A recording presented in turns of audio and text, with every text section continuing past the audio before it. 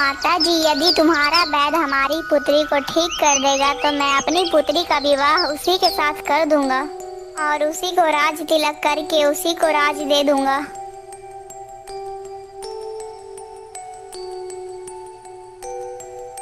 अरे बेटा, मैंने तुम्हारे बारे में राजा से बताया था तो फिर राजा ने कहा यदि आप राजा की पुत्री को ठीक कर देंगे तो राजा अपनी पुत्री का विवाह आपसे ही करवा देगा और वो अपना सारा राजपाट आपको ही सौंप देगा। फिर रूपरेखा राजमहल जाती है और राजा की पुत्री को वही पत्तियों को पीस कर उसे पिला देती है।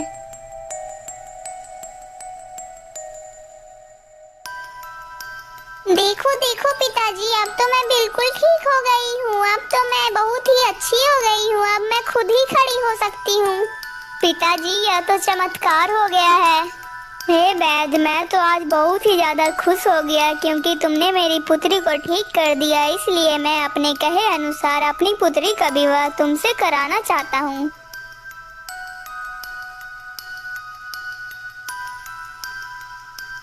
महाराज, मैं विवाह तो कर सकता हूँ लेकिन मैं विवाह अपने रीति रिवाज से करूँगा। ठीक है बेटा, बताओ तुम्हारा क्या रीति रिवाज है। मैं तुम्हारे रीति रिवाज के हिसाब से ही तेरा विवाह करूँगा। महाराज, हमारे यहाँ का रीति रिवाज है कि विवाह के बाद लड़का लड़की 6 महीने तक नहीं मिल सकते हैं। फिर राजा इन दोनों का विवाह करवा देता है और राजा रूपरेखा का राज तिलक कर देता है। और उधर वो श्यामा कुमार और उधर वो राजा और उधर वो चोर तीनों रूपरेखा के वियोग में तड़पने लगते हैं और वो तीनों इधर उधर भटकने लगते हैं।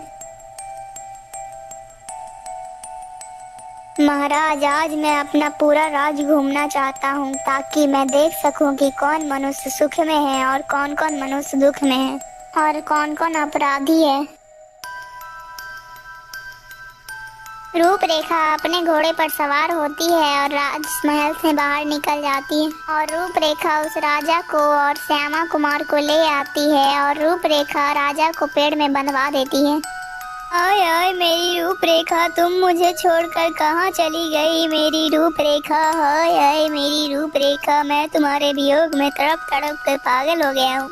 अब मैं खाना पानी भी नहीं खाऊंगा और मैं बस तुमको याद कर कर के मर जाऊंगा। सैनिकों, इस पागल को भी इस पेड़ में बांध दो। सैनिकों, एक एक चाबुक उठाओ और इन दोनों को मार मार के इनकी खाल खींच लो।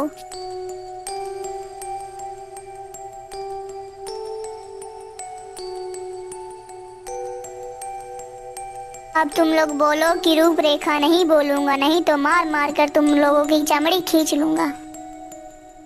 अरे महाराज, बस एक बार छोड़ दीजिए। अब मैं कभी भी रूपरेखा का नाम नहीं लूंगा महाराज। अब रूपरेखा तो क्या, मैं अब अपना भी नाम नहीं लूंगा महाराज। मुझे छोड़ दीजिए महाराज। अब मैं आज से कोई भी गलत काम भी नहीं करूंगा महाराज। फिर रूपरेखा उन दोनों को छोड़ देती है और फिर अपनी सारी कहानी राजा को बताती है और फिर राजा श्यामा कुमार को ही अपनी गद्दी सौंप देता है और फिर श्यामा कुमार अपनी दोनों रानियों के साथ खुशी खुशी रहने लगता है। दोस्तों, इस वीडियो का पार्ट 1, पार्ट 2, पार्ट 3 और पार्ट 4 हमारे चैनल में है, आकर जरूर देखिएगा। और अगर आपको ये वीडियो अच्छी लगी तो प्लीज़ वीडियो को लाइक करके चैनल को सब्सक्राइब कर दीजिएगा। और हाँ दोस्तों, कमेंट करना बिल्कुल भी ना भूलिएगा।